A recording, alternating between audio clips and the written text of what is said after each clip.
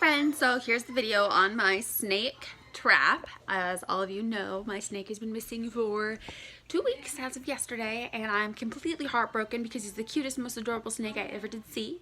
And here's how he escaped. Here's my snake shelf, as I call it. It's also known as a snake rack, but my lovely coworkers are not snake people, and that's okay. So what happened was the heating element here wasn't working properly, and the connection was bad. So the maker is sending me an additional part, blah blah, awesome, sounds good. But in the meantime, I have to have heating elements for my snakes, otherwise they're going to get cold and sick and terrible things will happen.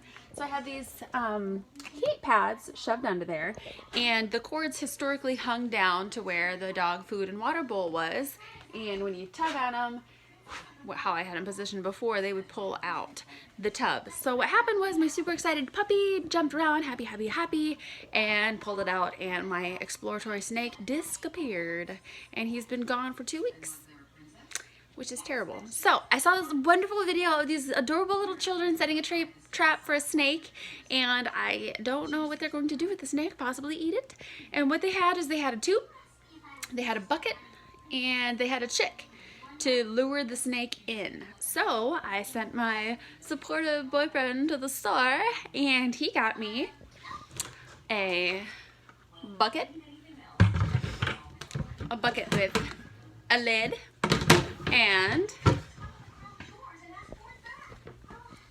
a tube.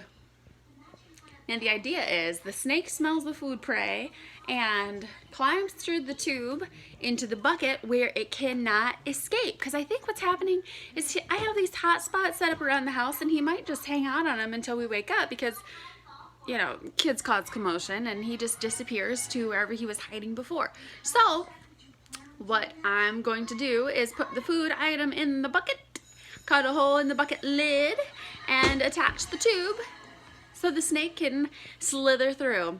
Now, I know the tube looks big, but it's not that big. I mean, that's 2 inches, so the snake isn't a huge snake. He's not gonna eat my children. I don't have any cats. Ball pythons don't eat people, ever. So what I've done is I've used a box cutter, and I've cut a hole in the lid. And that hole is, you know, what do you know? There was like a little circle on the top, and I just traced it with a little bucket or the little box cutter. And it happens to be, oops, this is kind of stiff, the right size.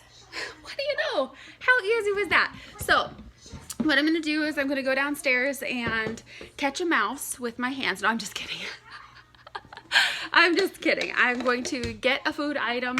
I'm going to set up the trap for the mouse because you know, probably he's going to have to be in there for probably a couple days. Shh, don't tell Ben. And the lid will be secure. The mouse can't escape. The snake will go through the tube, and voila, caught snake. So back to what I was saying. I think the snake saw my other traps and left them because they weren't good traps. But this one's great because children do it in another country, and that's how we learn things.